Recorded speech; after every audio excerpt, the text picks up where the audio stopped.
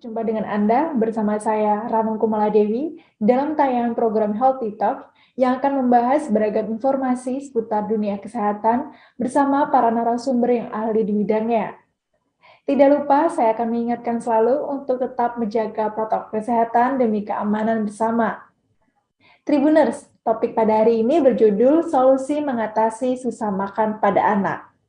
Setiap orang tua tentu akan khawatir jika menemui anaknya susah makan. Nah, padahal orang tua dituntut untuk dapat memenuhi kebutuhan nutrisi sekecil agar bisa terpenuhi secara optimal.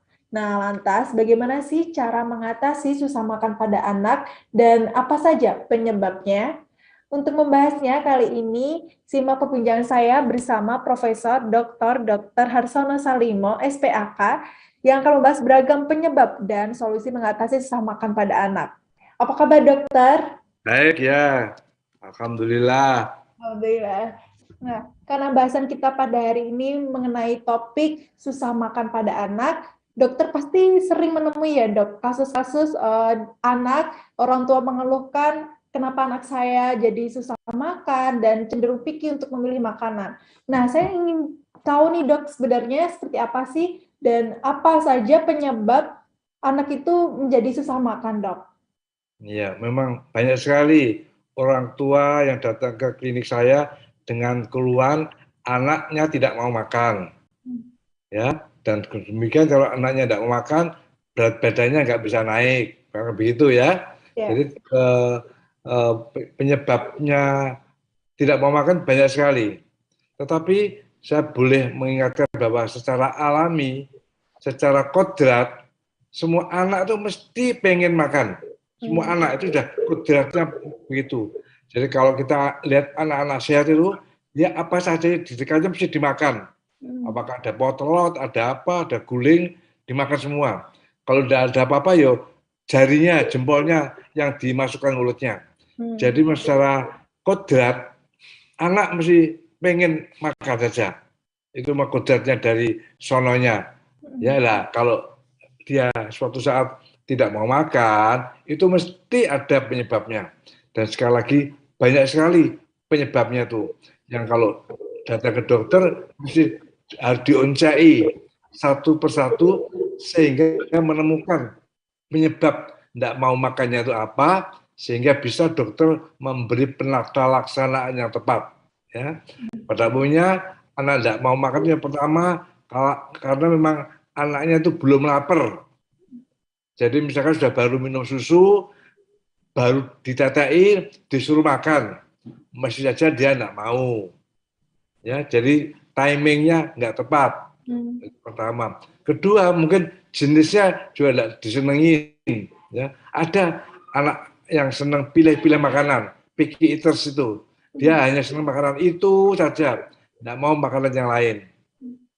Ya, selain jamnya tidak tepat karena dia masih kenyang, ya ada penyebab lainnya disebabkan karena penyakit. Anak yang menderita penyakit TBC atau yang kita kenal dengan flek, anaknya menjadi alas-alasan, sering-sering sumber, kemudian dia salah satu gejalanya juga tidak mau makan.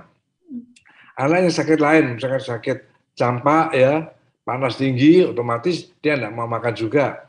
Ya. Jadi banyak sekali faktor-faktor penyebabnya itu. Nah, untuk itu kalau ada dokter yang dikeluhi oleh orang tua bahwa anaknya tidak mau makan, harus ada waktu khusus beberapa saat untuk telaten mencari faktor penyebab makanannya itu.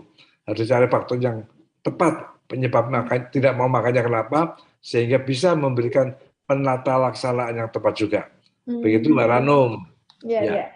Berarti bisa dikatakan apakah suhu dan variasi makanan juga bisa mempengaruhi ketertarikan anak dalam mau makan begitu ya, dok? Ya, tentu saja sangat-sangat mempengaruhi. Ya, karena anak mesti sudah senang makan makanan tertentu. Kalau bayi saja ya mungkin nasi tem kan, kalau bayi saja MPASI-nya kan baru bubur susu atau nasi temnya. Nah itu menyajikannya Kalau nasi tem ya harus tepat. Kalau misalkan ibunya pengen memberikan ati ayam, ya atinya jangan diublek jadi satu dengan temnya. Nanti benar dia amis, karena nggak mau. Orang tua saja nggak mau, apalagi bayi-bayi. Jadi harus pintar-pintar menyajikannya. Kalau misalkan nasi tem, ya dibuat nasi tem sendiri, ada cakar ayam, bayam, wortel, kemudian lawuhnya artinya disendirikan, taruh mangkok sendiri.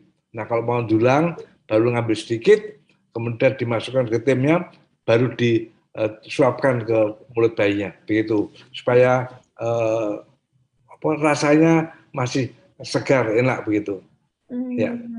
Ya, baik dokter. Nah, ini kan anak memang biasa untuk mengonsumsi susu atau ASI setiap harinya ya dok.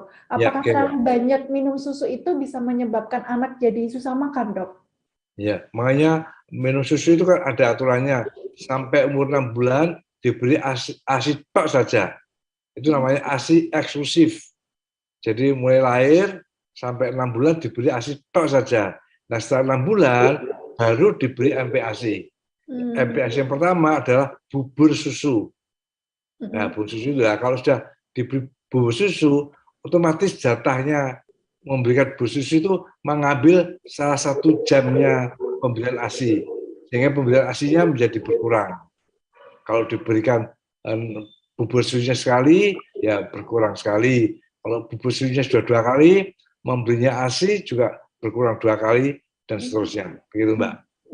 Ya, anak sudah mulai makan setelah memasuki masa MAPASI. Berarti selain menu bubur tersebut, apa saja dok menu-menu yang sebaiknya diberikan pada anak saat masa-masa MAPASI? Ya, tentu saja kalau MPASI-nya diberikan bubur susu, misalnya jam 8 pagi diberi susu, siang jam 2 diberi biskuit dan buah. Biskuitnya diberi parle, milna atau yang panjang itu biar dia memegang di tangannya sendiri, kemudian dimasukkan mulutnya. Itu biar dia secara alami memang apa saja akan dimasukkan mulutnya. Jadi diberi kesempatan itu, diberi serelak, biskuit yang panjang-panjang itu, ya, biar dengan tangannya sendiri dimasukkan mulutnya. Setelah itu baru diberi buah. Buahnya bisa ya ada jadwalnya juga. Kalau saya memberikan nasihat memberikan edukasi kepada pasien-pasien saya supaya gampang, tidak repot-repot, ada jadwal untuk memberikan buahnya. Misalkan hari Senin dan Selasa itu pisang, hari Rabu dan Kamis pepaya, hari Jumat, Sabtu, Minggu itu jeruk. Gitu. Jadi sudah terjadwal, orang tuanya tidak usah mikir, wah ini diberi buahnya apa ya, diberikan saja sesuai itu.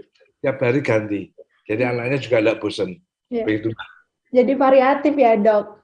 Oh iya. Nah, ya. Apakah MAPASI yang sering diberikan dengan variasi makanan yang dokter sebutkan baru saja bisa mempengaruhi makanan kesukaan anak nantinya dok? Ya, oleh karena itu sejak semula dikenalkan makanan yang variatif sehingga anak tidak usah milah-milih. Ya, misalkan diberi nasi tem, ada bayam, wortel, suatu saat diberi brokoli, kemudian diberi kuahnya yang lain, itu jadi variatif biar anaknya tidak senang makanan itu saja begitu. Karena tentu saja kebutuhan anak untuk berbagai jenis makanan juga menyangkut kebutuhan karbohidrat, lemak, protein, vitamin juga bervariasi, bermacam-macam. Ya. Lalu bagaimana dok jika anak itu menolak untuk diberikan menu MAPASI? Sekali lagi kalau menolak MPASI harus dilihat sekali penyebabnya apa. Penyebabnya kalau yang paling sering saya alami, anak-anak itu tidak mau diberi MPASI karena dia sudah kekenyangan pada waktu malam hari diberi minum ASI terus saja. Jadi malam itu anaknya tidak tidur, tetapi netek ibunya. Dan demikian siangnya dia sudah kenyang, tidak mau lagi dia diberi MPASI karena sudah keenaan netek ibu semalaman itu. Jadi rahasianya supaya anak itu mau makan MPASI, malam tidak boleh ditetein sama sekali. Biarin perutnya kosong, biarin dia lapar. Karena kalau dia lapar, perutnya akan memberi perintah ke otaknya, ya, bahwa perutnya itu lapar, sehingga besoknya dia harus makan. Itu salah satu usaha supaya dia mau makan MPASI. Itu. Jadi lahap makannya ya itu nanti, Dok. Makanya karena malamnya lapar. Gitu ya. Kalau malamnya sudah ditetein terus, apalagi ASI-nya sudah habis, anaknya masih ngencut saja, yang diisap itu udara, jadi perutnya kembung, otomatis besoknya dia tidak mau makan. Ya.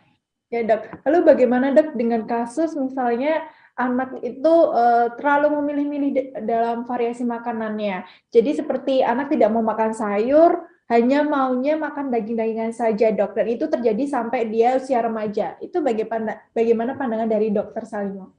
Makanya tidak bisa, makanya sejak awal harus diperkenalkan bahwa anak itu perlu makan sayur-sayuran itu, bayam, sawi, kacang panjang, wortel, brokoli itu harus dikenalkan. Mumpung anak belum bisa menolak, dia diberi pada waktu ibunya membuat nasi tim sebagai MPASI pada umur 8 bulan, itu sudah ada campuran-campurannya itu. Bayam, sawi, wortel, kacang panjang, brokoli itu sudah dimasukkan sehingga anak tidak asing dengan sayur-sayuran tersebut.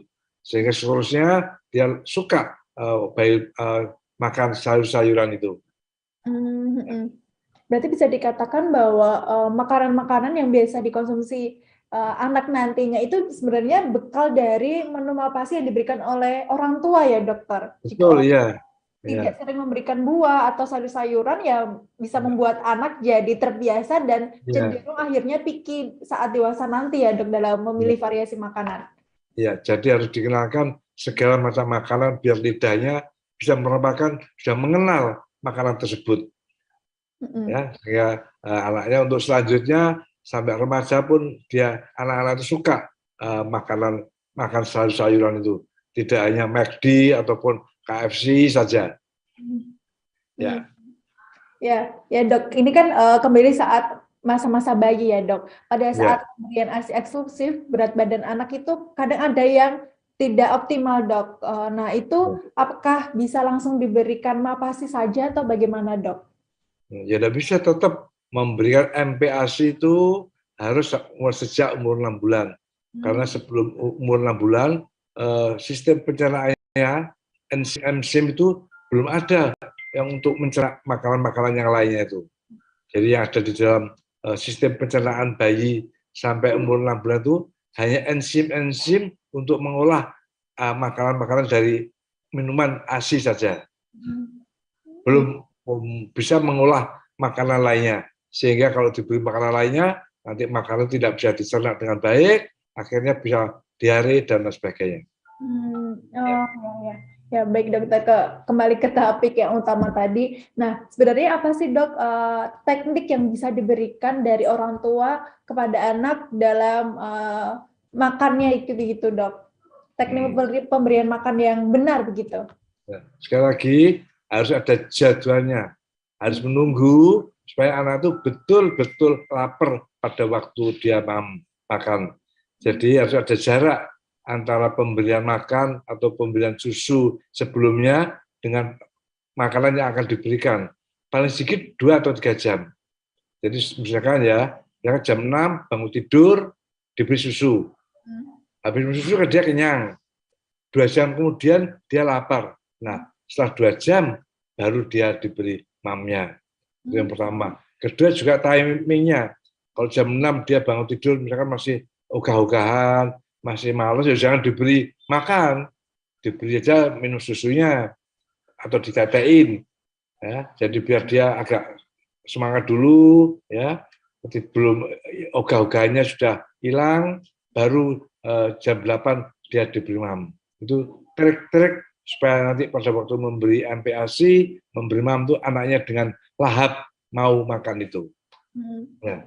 Jadi selang waktunya itu 2 jam dan menunggu anak lapar dulu ya, Dok? Tidak asal memberikan makan terus ke anak. Tidak boleh, ya. Jadi kalau antara jarak memberi makan antara memberi minum susu dan makan selanjutnya itu 2 jam. Karena susu kan lebih cepat dicerna. Tapi kalau habis memberi makan, akan memberi makanan lainnya, jaraknya 3 jam. Karena kalau makanan padat, misalkan tem ataupun nasi lemes itu 3 jam kemudian baru bisa dicerna, baru habis, baru perutnya kosong. Kalau perutnya kosong, secara refleks akan timbul rasa laparnya. Nah, berarti kalau setelah habis makan, 3 jam kemudian baru boleh diberi minum susunya atau memberi makanan yang berikutnya. Begitu. Oh ya, saya baru tahu. Jadi ketika pemberian susu itu sebenarnya tidak langsung setelah makan berat, tapi ada waktu 2 hingga 3 jam terlebih dahulu ya, Dok? Iya dong, ya kalau sudah makan berat kan perutnya kenyang. Nggak mau dia diberi minum susu. Kalau setelah makan berat, dia masih mau minum susu, berarti makannya itu kurang kenyang. Begitu. Jadi berikutnya makannya ditambah lagi, biar dia betul-betul kenyang, sehingga dia sudah tidak doyan lagi waktu diberi minum susu. Jadi sekali lagi untuk anak-anak terutama 2 tahun ya, sekali lagi tidak boleh diberi minum air putih itu. Air putihnya sudah dimasukkan ke dalam makannya. Jadi kalau membuat nasi tem ya, itu berasnya tuh dicampur dengan air putih sebanyak 200 cc. Jadi pada waktu makan nasi tem, anak tersebut sudah secara tidak langsung sudah minum air putih. Sehingga setelah selesai makan nasi tem, tidak boleh diberi minum air putih lagi. Karena air putihnya sudah dicampurkan pada waktu membuat masakan nasi temnya. Begitu. Oh, ada trik gitu ya ini ya, Dok, biar anak itu minum air putih pelan-pelan gitu ya, Dok? Iya, oke. Oh, ya. Nah, Dok, ini kan biasanya orang tua juga sering menemui anak susah makan dan akhirnya disuguhi dengan memberi makan anak sambil nonton YouTube atau sambil main game. Nah, itu sebenarnya diperbolehkan atau tidak sih, Dok? Apakah bisa mempengaruhi ke sistem metabolisme anak karena jadi fokusnya terpecah belah atau sebenarnya tidak ada efek samping apapun? Bagaimana, Dokter? Ya tidak bisa. Harusnya tetap pada waktu makan ya anak kalau masih umur setahun, anak didudukkan, kemudian disuapin gitu, tidak usah disambil main YouTube, apalagi main YouTube nanti bisa tambah dia speech ini tidak bisa ngomong nanti ya, tidak boleh ya, harus fokus makan. Kalau dia sudah umur setahun lebih, sudah bisa duduk makan bersama dengan keluarga, ayahnya, ibunya, kalau mempunyai kakak-kakak dengan kakaknya makan bersama, itu lebih berbahagia buat keluarga tersebut dan bisa merangsang nafsu makannya juga. Ya, Dok. Susah makan pada anak biasanya juga akan mempengaruhi berat badan anak, Dok. Nah, mana cara kita itu menilai gizi anak, Dokter? Iya, cara menilai gizi saja dengan secara rutin menimbang berat badan dan tinggi badannya. Kan saat ini semua ibu-ibu yang melahirkan dimanapun, di rumah sakit, di tempat bidan, mesti akan diberi buku KIA, buku PENG itu. Nah, di situ itu ada lembar-lembar untuk menilai kenaikan berat badannya. Lembarnya itu kalau untuk yang anak laki-laki warnanya biru, kalau untuk yang anak perempuan namanya pink. Itu dilihat saja grafik yang berat badan terhadap umur dan tinggi badan terhadap umur. Nanti itu tiap hari, tiap bulan sekali harus diplotkan ke situ, dimasukkan ke situ. Jadi pada waktu kunjungan ke posyandu, ke BKIA, ke dokter, tiap bulan sekali itu diplot berat badannya berapa, kemudian harus dimasukkan ke dalam grafik di buku KIA tersebut. Nah terus itu pengamatan saya, banyak ibu-ibu yang acuh terhadap buku KIA itu. Padahal buku KIA itu membuatnya itu sulit banget. Saya termasuk salah satu yang membuat buku itu. Beberapa tahun baru bisa membuat buku tersebut. Jadi itu harus dimanfaatkan sebaik-baiknya. Jangan disimpan di dalam lemari saja. Itu harus dipergunakan tiap bulan waktu ke posyandu maupun ke puskesmas, ke BKIA, itu harus dibawa, nanti diplotkan berapa berat badan dan tinggi badannya. Nah, berat badannya sesuai harus dalam tracknya itu. Kalau tracknya itu di warna hijau, dia harus dalam warna hijau terus. Jangan sampai turun ke derajat yang bawahnya. Biasanya warna hijau muda. Apalagi turun ke bawahnya warna kuning. Jangan sampai itu. harus dipertahankan pada warna yang sesuai sejak lahir. Ya. Berarti jika udah masuk di grafik warna kuning itu, orang tua harus waspada dan segera memberikan penanganan yang tepat ya dok ya. Kalau misalnya berat badan anak tidak sesuai atau tinggi badan anak tidak sesuai, bisa jadi indikasi adanya masalah pada kesehatan si anak. Begitu ya dokter? Ya, jadi kalau berat grafiknya itu mendatar, apalagi menurun, wah itu berbahaya. Harus selalu naik. Gitu. Ya. Ya dok. Lalu bagaimana cara mengatasi anak yang susah makan ini dok? Sekali lagi harus dilihat susah makannya itu kenapa tadi ya.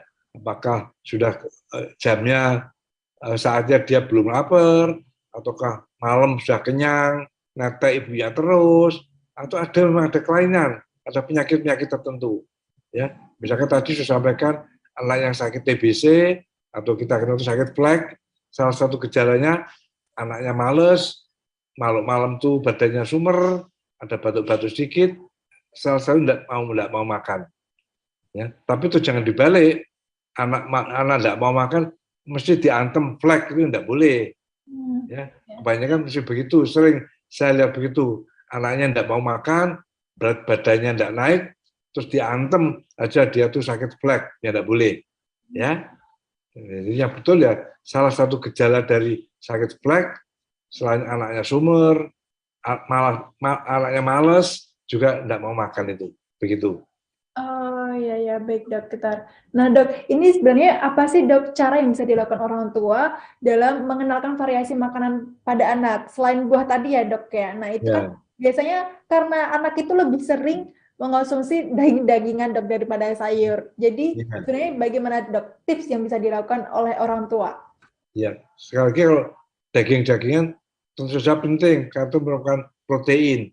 Protein itulah yang nanti bisa menambah berat badannya, menambah tinggi badannya. Dengan protein itu diperlukan untuk metabolisme sel-sel di dalam tubuhnya. Ya, tetap sekali lagi kalau menyajikan makanan untuk anak-anak baik itu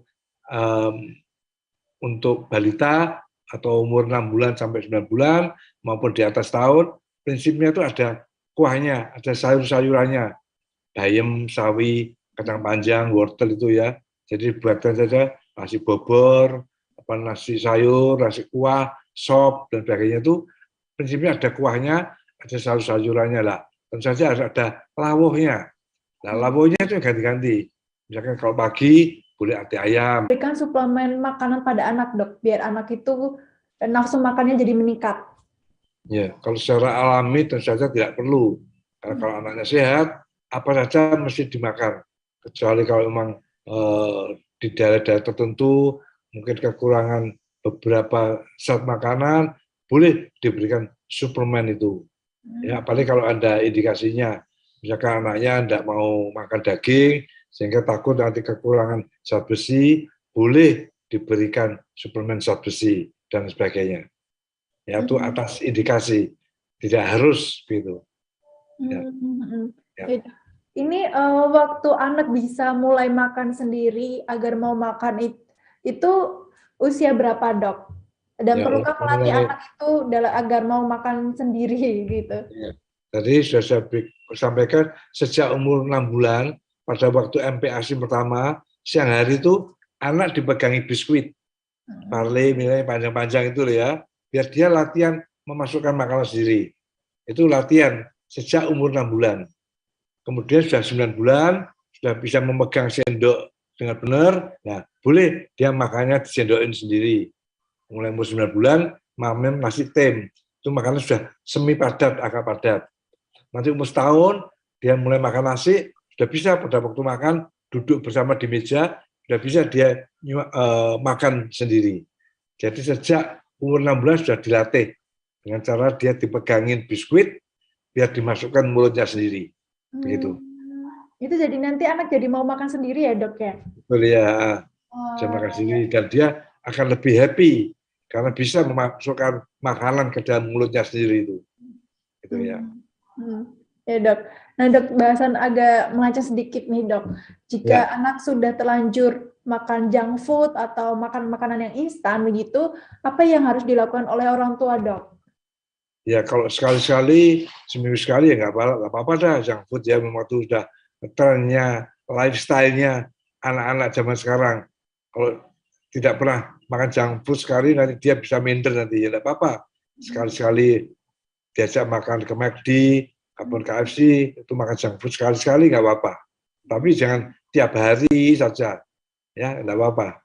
Oh, nggak apa-apa, asal tidak setiap hari dan tidak berlebihan juga ya dok ya? Nah, kalau itu trennya anak-anak zaman sekarang kan memang begitu. Lifestyle-nya begitu. Ya, jadi harus menyesuaikan dengan gaya hidup saat ini ya dok. Tapi jangan tiap hari pulang sekolah mampir McD, jangan begitu ya. Iya. Ya, baik dok. Terakhir dokter, apa dampak terburuk jika anak itu susah makan? Susah makan dalam waktu lama, tentu saja akan menyebabkan berat badannya tidak naik atau turun derajatnya di dalam grafik kesehatan. Dan kalau jangka lama tidak mau turun, mesti ada faktor penyebabnya lainnya. Harus dicari. Jangan dibiarkan anak terlalu lama tidak mau makan, dibiarkan tidak mau makan. Kalau ibunya melihat bahwa grafiknya tidak naik, tapi tetap datar atau menurun, harus segera konsultasi ke dokter. Biar dicari faktor penyebabnya apa, sehingga dapat diberi penata laksanaan yang betul, anaknya bisa kembali happy dengan makan yang baik. Begitu. Ya. Baik dokter. Dan mungkin saat orang tua memberikan makanan pada anak, tidak asal memberikan makanan yang asal-asalan ya dokter, karena jangan sampai anak berat badan naik, tapi gizinya juga tidak optimal. Benar tidak dok? Ya betul ya, tetap harus, kalau zaman dulu itu 4 siang 5 sempurna itu zaman dulu ya, tapi itu tidak betul ya. Tetap harus ada karbohidratnya, itu dari nasi, kemudian ada proteinnya dari daging, telur, ada lemaknya juga, ya. Kemudian ada sayur-sayuran. Tetap harus minum susu, jangan lupa untuk minum susunya, karena itu juga sumber protein yang bagus untuk anak-anak itu. Ya. Ya. Baik Dr. Salimo, terima kasih untuk hari ini ya dok ya. Alhamdulillah sudah memberikan banyak informasi yang bermanfaat untuk kami dan semoga jadi banyak orang tua yang mengetahui tips bagaimana mengatasi susah makan pada anak. Ya Mbak Anung, saya boleh memberi tips satu saja. Ya. Nah, saat ini kan di TV sedang marak-maraknya diberitakan ada penyakit aneh namanya hepatitis misterius itu. Ya, nah, itu harus hati-hati. Memang saat ini belum sampai di Solo ya, baru ada di Jakarta maupun di Jawa Timur. Tapi tetap saya memberi pesan pada ibu-ibu, hati-hati terhadap wabah penyakit hepatitis misterius akut itu. Caranya, sekarang tidak boleh jajan sembarangan. Karena penularannya hepatitis misterius itu dari jajan makanan yang tidak terjamin kebersihannya. Jadi usahakan untuk anak-anak diberi makan makanan yang ibunya masak sendiri, tidak asal beli-beli di pinggir jalan. Itu tips saya untuk mencegah supaya nanti putra-putri ibu beserta Tribunnews ini tidak sampai menderita penyakit yang mengkhawatirkan itu, hepatitis misterius itu. Begitu Mbak. Ya. Oke. Baik Dokter Salimo, terima kasih banyak. Sehat-sehat ya dokter. Silakan kembali menjalankan aktivitasnya. Oke, ya, terima kasih ya. Saya mohon live. Ya. Itu dia Tribunnews penjelasan dari Dr. Harsono Salimo seputar solusi dalam mengatasi susah makan pada anak. Semoga penjelasan dari Dr. Harsono Salimo dapat meningkatkan literasi kita dalam dunia kesehatan. Nantikan episode Healthy Talk selanjutnya. Saya, Ranung Kumaladewi dan segenap kru yang bertugas pamit undur diri. Terima kasih. Terima kasih sudah nonton. Jangan lupa like, subscribe, dan share ya.